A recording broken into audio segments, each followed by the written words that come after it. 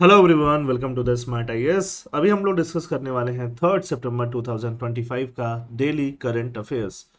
So in the daily current affairs we are going to talk about two topics today. First topic is urban noise pollution. देखो, pollution के बारे में हम बहुत सारी बातें करते हैं बट नॉइज पॉल्यूशन के बारे में इतनी बात करते नहीं है, है ना। रात भर जो दर्द डिस्को होता रहता है उसके बारे में बात नहीं करते।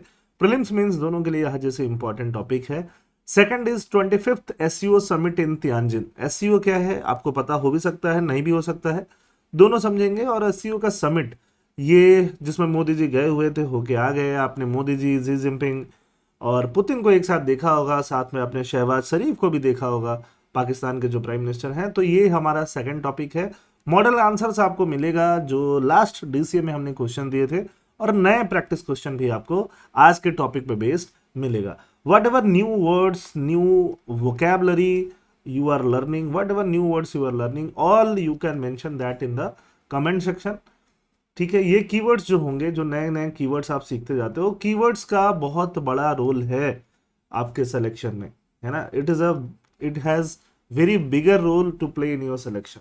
ठीक है, बहुत बिगर रोल है। तो आप जितने अच्छे से कीवर्ड्स याद रख पाओगे, जितना ज़्यादा आप वोकेबलरी अपना एक्सपेंड कर पाओगे, आपका मेंस एग्जामिनेशन उतना ही बेहतरीन जाने वाला है। और प्रीलिम्स में भी कॉम्प्रिहेंशन स्किल्स, प्रीलिम्स में रीडिंग एबिलिटीज़, प्रीलिम्स में बहुत सारे जीएस के क्वेश्चन करने की एबिलिटीज़, वो भी आपकी काफ़ी इंप्रूव होगी। Urban noise pollution. The editorial discusses how urban noise pollution has become a neglected public health crisis in India, with decibels level far exceeding permissible limit near sensitive zone।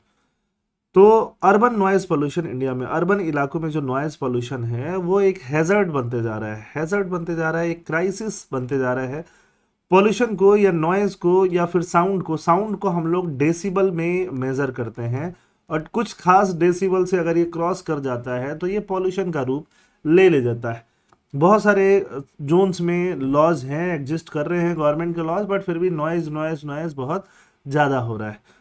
Decibel unit हमें use करते हैं इसको measures करने के लिए। Sensitive zone क्या है? Hospitals.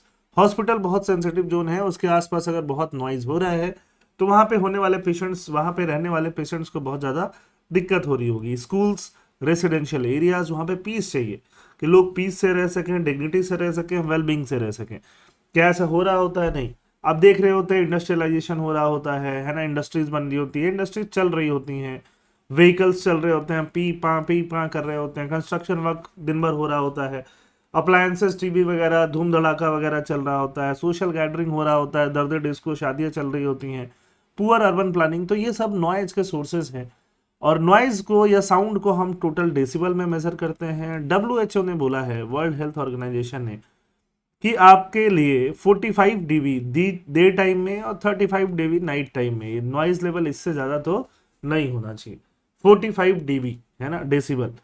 तो 45 डेसिबल जो होता है वो डे टाइम में, इससे ज़्यादा नॉइज लेवल नहीं होना चाहिए, क्योंकि डे टाइम में आप जगे हुए हो, अलर्ट हो तो ठीक है। और रात में 35 डेसिबल, 80 डीबी से ज़्यादा अगर है तो हजार्डस है, हजार्ड है आपके लिए। नॉइज पोल्यूशन क्या है? नॉइज पोल्यूशन वही साउंड पोल्यूशन। इंडियन गवर्नमेंट क्या मानती है? उसने 45 दिया डब्ल्यूएचओ ने, तो इंडियन गवर्नमेंट ने 50 लगा दिया। इसने 35 दिया तो इंडियन गवर्नमेंट ने 40 लगा दिया। तो दिन में 50 के ऊपर, रातों में 40 के ऊपर हम नॉइज पोल्यूशन मानते हैं। नॉइज पोल्यूशन को साउंड पोल्यूशन भी बोल सकते हो, ये भी एक इन्वायरमेंट पोल्यूशन का टाइप है। अब इंडिया में साउंड पोल्यूशन, नॉइज पोल्यूशन क्यों है? लॉज तो है हमारे पास, बट लॉज का इन्फोर्समेंट जो है वीक है। रात में 10 बजे के बाद पार्टियां, शादियां अलाउड नहीं है, बट रेयरली ही रोकी जाती हैं, है ना। Noise pollution regulation and control rule 2000 exist करता है, बट रेयरली ही इंप्लीमेंट किया जाता है। मॉनिटरिंग सिस्टम फ्लॉड है। National ambient noise monitoring network launch किया गया था 2011 में, but it function mostly as a passive repository, passively work करता है। म्यूनिसिपल बॉडीज के बीच में, ट्रैफिक पुलिस के बीच में, स्टेट पॉल्यूशन कंट्रोल बोर्ड के बीच में कोऑपरेशन नहीं है, कोऑर्डिनेशन नहीं है। इंफ्रास्ट्रक्चर का एक्सपेंशन होना, ठीक है, ट्रैफिक कंजेशन होना, ठीक है, indiscriminate use of loud speaker बजते रहना, इंडस्ट्रियल एक्टिविटीज होना, ऑटोमोबाइल्स का यूज होना, ट्रैफिक, एरोप्लेन्स, ये सब सारी चीज़ों से नॉइज जो है वो आते रहता है। National ambient noise monitoring network, जिसको हम क्या बोल सकते हैं? NANMN के नाम से बोल सकते हैं। ये 2011 में ही लॉन्च कर दिया गया था। सेंट्रल पॉल्यूशन कंट्रोल बोर्ड ने इसको लॉन्च किया था, national ambient noise monitoring network, जो एक डेटा गैदरिंग प्लेटफॉर्म है, रियल टाइम पे डेटा को गैदर करता है नॉइज मॉनिटरिंग के लिए। A decade later it function mainly as a data repository. 10 साल बाद भी एक सिर्फ डेटा गैदर करने का ही काम कर रहा है, इन्फोर्समेंट कुछ हो नहीं रहा है। Sensor placement of an flawed, जो साउंड मेजरमेंट करने के लिए सेंसर होते हैं वो फ्लॉड होते हैं, है ना, वो 25-30 फीट दूर होते हैं, सेंट्रल पॉल्यूशन कंट्रोल बोर्ड की गाइडलाइंस को वायलेट कर रहे होते हैं।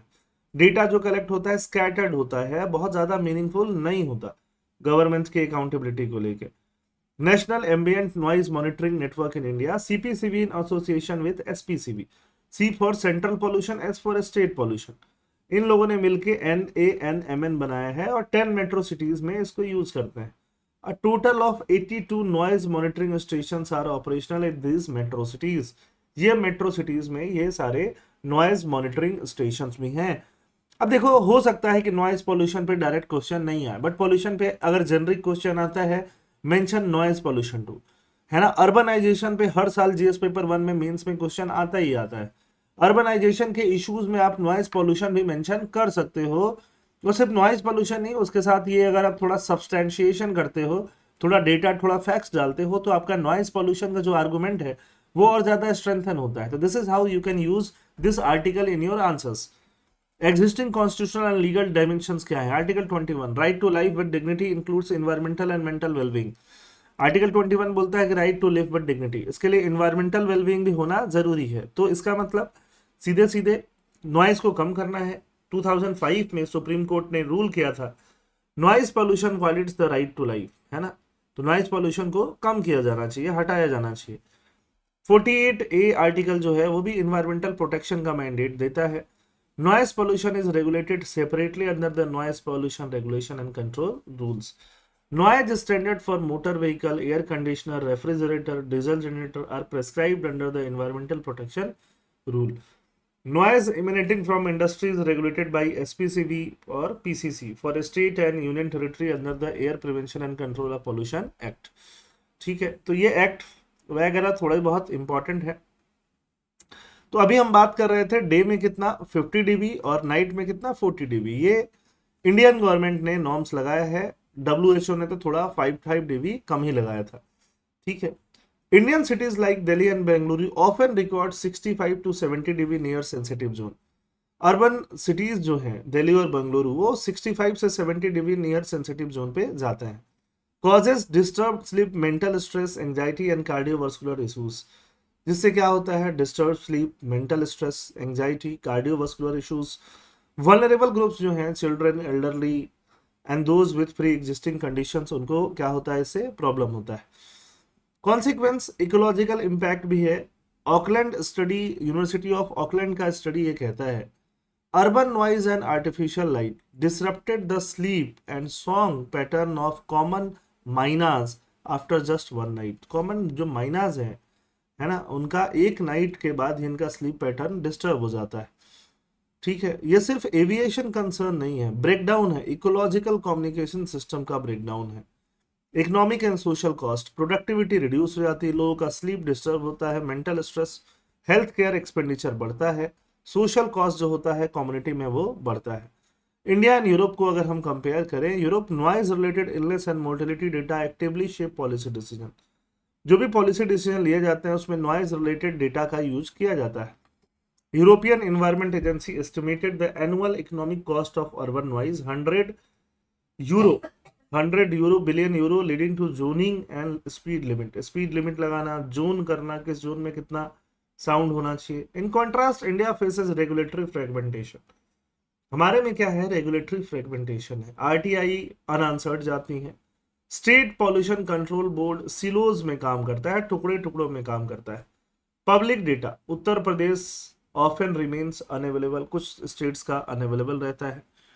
आगे क्या बात होगा? Cultural and behavioural shift promote sonic empathy. Sonic मतलब साउंड वाले एम्पैथी, कि लोग सो रहे हैं, ऐसा साउंड इधर वाले एरिया में नहीं होना चाहिए, है ना।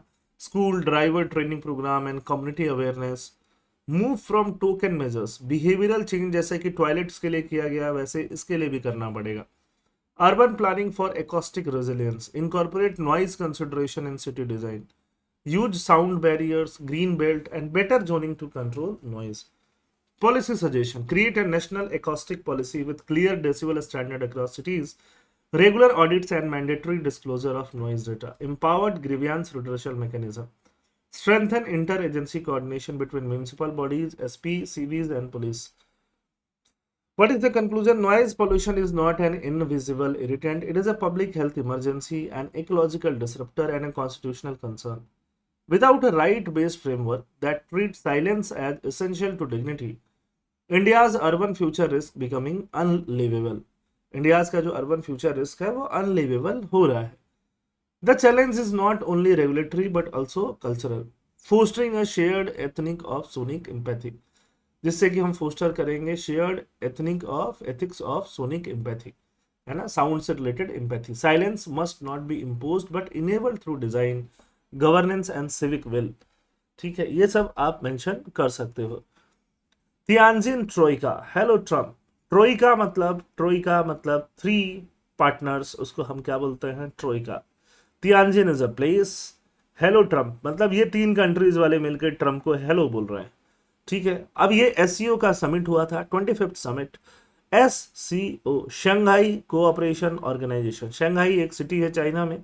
शंघाई कोऑपरेशन ऑर्गेनाइजेशन के नाम से एक बड़ा ग्रुपिंग बना जिसमें इंडिया, रशिया और चाइना तीनों कंट्रीज साथ हैं, पाकिस्तान भी एक है. इसकी बात करते हैं आज हम लोग. इसकी समिट हुई और मोदी जी मिले. मोदी जी 2019 के बाद 18 के बाद चाइना गए थे और जाके सीधे सीधे किससे मिले? जी जिनपिंग से सीधे सीधे मिले इस बार, है ना. 2018 में मोदी जी वुहान गए थे, वुहान. 2019 में जी जिनपिंग इंडिया आए थे. इंडिया में तमिलनाडु में एक शहर है मामल्लापुरम. जब आप हिस्ट्री पढ़ोगे, आर्ट एंड कल्चर पढ़ोगे तो आपको राज सर पढ़ाएंगे मामल्लापुरम के बारे में. तो वहाँ पे बुलाया गया था शी जिनपिंग को. और 2020 में हमने जम्मू एंड कश्मीर का रीऑर्गेनाइजेशन कर दिया, लद्दाख को अलग कर दिया, है ना. ठीक है, 2019 में ही कर दिया. खैर 2020 में कोविड आ गया तो चाइना थोड़ा सा नाराज परेशान हो गया. गालवान घाटी में इनकर्सन कर दिया चाइना ने. ठीक है, और उसके बाद से जो इंडिया और चाइना के रिलेशन थे वो पीछे जा रहे थे, नीचे जा रहे थे, और वापस से वो रिलेशन उठते हुए दिखाई दे रहे हैं. The article discusses the 25th SCO summit in Tianjin, where PM Modi joined leaders to deliberate on global governance, reform, counter-terrorism, connectivity, and sustainable development. PM Modi attended the 25th SCO summit in Tianjin, where discussions focused on global governance reform, counter-terrorism, peace and security, economic cooperation, and sustainable development. Key documents signed at the 2025 SCO summit. SCO Tianjin declaration, Pahalgam attack को भी mention किया गया, and that is a big boost for India कि इस SCO Tianjin declaration में Pahalgam attack को भी mention किया गया. पहलगाम अटैक, है ना. देखो ये पर्सन को पहचानो. ये पर्सन कौन है? ये person, the person is Shahbaz Sharif, prime minister of Pakistan, है ना. इनके रहते हुए भी पहलगाम अटैक को मेंशन किया गया. That is a big boost for India. Modi ji directly गए. ये सब चीज़ें जनरली पहले बात होके रखती हैं. ठीक है, गए और वहाँ पे जाके काम हुआ. एससीओ है क्या? एससीओ पहले संघाई 5 था, 1996 में बना था. 1991 तक यूएसएसआर, सोवियत यूनियन जो था वो टूट के बिखर गया था. बाद में रशिया ने सोचा कि अपनी जैसे कंट्रीज का एक छोटा यूनियन तो बनाया जाए, तो शंघाई 5 बना. रशिया चाइना उसमें इंपॉर्टेंट पार्टनर थे. धीरे धीरे और सी कंट्रीज ने ज्वाइन किया और ये क्या बन गया? एससीओ बन गया. एससीओ फॉर्मली 2001 में बन गया था. तो 25th इसका समिट चल रहा था. स्ट्रक्चर क्या है यहाँ पे? काउंसिल, हेड ऑफ स्टेट्स लोग यहाँ पे मिलते हैं. इसकी दो इंपॉर्टेंट बॉडी में से एक इंपॉर्टेंट बॉडी जो है रैट्स है. रैट्स का फुल फॉर्म है रीजनल एंटी टेररिस्ट स्ट्रक्चर, जिसका हेडक्वार्टर उज्बेकिस्तान में है, चाइना में नहीं है. Tashkent city, Uzbekistan. रैट्स, है ना, जो counter terrorism, cyber security, drug trafficking को रोकने का काम करता है. एससीओ वर्ल्ड का 30% of GDP, 40% of population. 40% population almost India और चाइना मिला के भी हो जाते हैं. बाकी पॉपुलेशन इतना कुछ खास है नहीं कंट्रीज का. कंट्रीज कौन कौन सी हैं यहाँ पे? India, China, Russia, Pakistan, Kazakhstan, Kyrgyzstan, Tajikistan, Uzbekistan, Iran and Belarus. ये जो कंट्रीज आप देख रहे हो, दीज कंट्रीज जो देख रहे हो वो कंट्रीज इसका मेंबर स्टेट हैं. बेलारस जो है वो सबसे लेटेस्ट कंट्री बनी है जिसने ज्वाइन किया है. ठीक है, किसको? एससीओ को. Laos was granted the partner status during 2025 summit.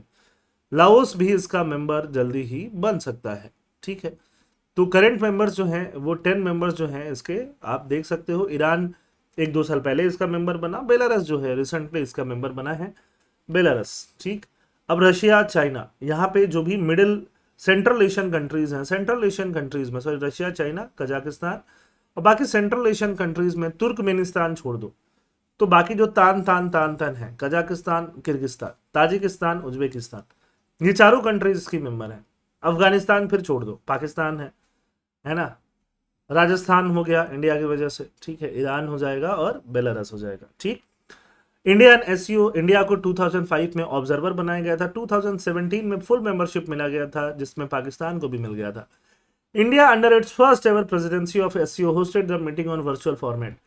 India's priorities in SCO are shaped by Prime Minister vision of a secure SCO. Secure stands for security, economic cooperation, connectivity, unity, respect for sovereignty and territorial integrity, environmental protection.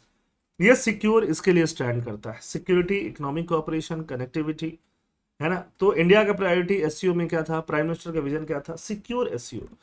S for security, E for economic cooperation, C for connectivity, U for unity, R for respect for sovereignty and E for environmental protection. Respect for sovereignty and territorial integrity में India ने China को भी लपेट लिया कि गालवान में incursion नहीं करना है। ठीक है, की आउटकम्स और क्या क्या रहे, तियानजिन डिक्लेरेशन साइन हुआ, एक डेवलपमेंटल स्ट्रेटजी बनाई गई अगले 10 साल के लिए, एससीओ क्या क्या करने वाला है, कैसे कैसे कोऑपरेट करने वाला है, एनर्जी में कैसे कोऑपरेशन करेगा, एनर्जी में। चोलोपोन अटा किर्गिस्तान का रिपब्लिक ने डिक्लेयर किया SCO tourist and cultural capital. Cholpon Ata को SCO tourist and cultural capital declare किया गया। आप वहां पे घूमने के लिए चोलोपोन अटा जा सकते हो। और क्या आउटकम आया, इंस्टीट्यूट्स को स्ट्रेंथन किया जाए, जो रैट्स वगैरह जैसे इंस्टीट्यूट हैं, है ना, उसको और ज़्यादा स्ट्रेंथन करने की ज़रूरत है। ट्रांसनेशनल ऑर्गेनाइज क्राइम को टैकल करने की ज़रूरत है। ट्रांसनेशनल जो बहुत सारे नेशन में क्राइम हो रहे हैं ऑर्गेनाइज तरीके से, information and cyber security enhance करना है। Decision taken to establish the SCO development bank, ये बहुत बड़ा डेवलपमेंट है, एससीओ डेवलपमेंट बैंक डेवलप किया जाएगा। स्ट्रक्चरल रिफॉर्म होगा, एक्सपेंशन होगा, major breakthrough in structural reform. Observer states and dialogue partner were merged into a single category, SCO partners. तो एक हो गया SCO members और बाकी हो गए SCO partner। Observer state and dialogue partner को क्या बना दिया गया, SCO partner।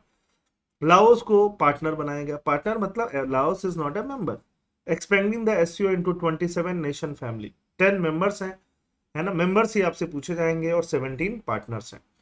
SCO Tianjin declaration, Pahalgam attack को मेंशन किया गया जून में, इसी महीने, इसी साल जून में जब एससीओ का ही मीटिंग हुआ था, बट वो मीटिंग डिफेंस मिनिस्टर का था, जहां पे हमारे मिनिस्टर साहब जो है राजनाथ सिंह वहां गए, तो वहां पहलगाम अटैक का कोई मेंशन नहीं था क्योंकि पाकिस्तान ने उसका अपोजिशन किया था। तो उस डिक्लेरेशन को हमारे जो डिफेंस मिनिस्टर थे उन्होंने साइन ही नहीं किया, बोला कि terrorism concern must be included, है ना। अगर आप यहाँ पे रैट्स बना के बैठे हो तो किस लिए बैठे हो। 3 months later the leaders summit corrected the omission, explicitly mentioning Pahalgam and cross border terrorism। यहाँ पे Pahalgam and cross border terrorism mention किया गया directly. The declaration explicitly condemned April 2025 Pahalgam terror attack in India which killed 26 people. Pahalgam attack को directly mention कराना ये बहुत बड़ी बात है, क्योंकि मेंशन पहले होता है फिर एक्शन की बात होगी। Condolences were expressed to victim families with a call to bring perpetrators and sponsors to justice. Other indicator जैसे Jaffar express hijacking, Khuzdar school bus जो पाकिस्तान में था, उसको भी कंडेम किया गया। Changing India China dynamics, India China dynamics जो इंडिया का रिलेशन 2020 से ऐसे खराब हुआ था वापस से ऐसे उठते हुए दिखाई दे रहा है। 7 साल बाद 2018 में मोदी जी गए थे चाइना, 7 years बाद directly head to head China में जाके मिल रहा है। The Tianjin declaration is seen as a signal of Beijing's willingness to strengthen time with New Delhi amid US tariff pressure. US जो प्रेशर बढ़ा रहा है तो बीजिंग का भी यहाँ पे विलिंगनेस दिखाई दे रहा है। Despite the shift declaration did not name Pakistan for sponsoring terrorism, जो ऑब्वियस है। For India the mention of Pahalgam is progress but trust building ज्यादा जरूरी है। एससीओ का और क्या सिग्निफिकेंस है, एससीओ रीजनल सिक्योरिटी के लिए इंपॉर्टेंट है। टेररिज्म, सेपरेटिज्म, एक्सट्रीमिज्म, इसमें रैट्स होता है, रैट्स स्ट्रक्चर है इसका। चाइना और पाकिस्तान को बैलेंस करने के लिए जरूरी है कि हम वहीं पे खड़े रहेंगे तो चाइना पाकिस्तान हमारे अगेंस्ट में कुछ बहुत स्टेप नहीं ले पाएंगे। मोदी जी का स्टेटमेंट सुनते हैं। India is advancing with the motto of reform perform transform. यही सब तो कीवर्ड यूज करते हैं मोदी जी, जो आपको आंसर में यूज करना है। From the COVID crisis to global economic uncertainties, we have endeavored to convert challenges into opportunities. ठीक है, the organization facilitates economic collaboration among members, which enhances trade and investment opportunities. SCO is especially important for India because its membership and focus emphasize Central Asia. Central Asia is rich in oil, gas, and uranium. Virus of conflict in the SCO. SCO में क्या है? Virus of the conflict, border dispute, ongoing border disputes and geopolitical tension जो है India China और India Pakistan के बीच होते रहते हैं, जो एससीओ के अंदर कॉन्फ्लिक्ट है। पाकिस्तान का टेररिज्म को स्पॉन्सर करना, कंट्रीज का इकोनॉमिक डिस्पेरिटीज, रशिया एक सोशलिस्ट कंट्री है, चाइना सोशलिस्ट कंट्री है, ह्यूमन राइट के इशू होना खासकर चाइना वगैरह में। मोदी जी का एक और स्टेटमेंट सुनते हैं। We must state it clearly and in one voice, double standard on terrorism are unacceptable. एक तरफ एससीओ में रैट्स है, दूसरी तरफ है ना, हम अगर काउंटर करने की बात नहीं करें तो अनएक्सेप्टेबल होता है टेररिज्म को। Together we must oppose terrorism in every form and manifestation. This is our responsibility towards humanity. Human rights को भी यहाँ मेंशन किया गया। What is the conclusion? 25th SCO summit in Tianjin reflected both opportunity and challenges. ठीक है, directly यहाँ पे condemn किया गया। For India the summit reinforce the need to actively shape multilateral platform like SCO using its vision of security, connectivity and opportunity, while simultaneously pushing for global institutional reform to create a more balanced and representative world order. ठीक है, अब ये topic हो गए जो कल question दिए थे आपको इंडिया के इकोनॉमिक ट्रेजेक्टरी के ऊपर, ये रहा उसका answer. You can match the answer. ठीक है, सेकंड क्वेश्चन जो यहाँ पे है इंडिया जापान टाइज के ऊपर है ना, उसका भी मॉडल आंसर आप यहाँ से लिख सकते हो। इंडिया जापान टाइज इस साल मेंस के लिए हाईली इंपॉर्टेंट हो सकता है, और इकोनॉमिक्स में जो क्वेश्चन आएगा उसके लिए पहला वाला क्वेश्चन इंपॉर्टेंट रहेगा ही। आज के क्वेश्चन क्या है? एक नॉइज पॉल्यूशन के ऊपर और एक एससीओ के ऊपर। ठीक है, एससीओ फिर से इंपॉर्टेंट रहेगा मेंस के लिए, नॉइज पॉल्यूशन इंपॉर्टेंट नहीं रहे। इसका जो नॉइज पॉल्यूशन के पॉइंट्स हैं वो अर्बनाइजेशन में इधर उधर बहुत जगह आप मेंशन कर सकते हो। थैंक यू एंड जय हिंद।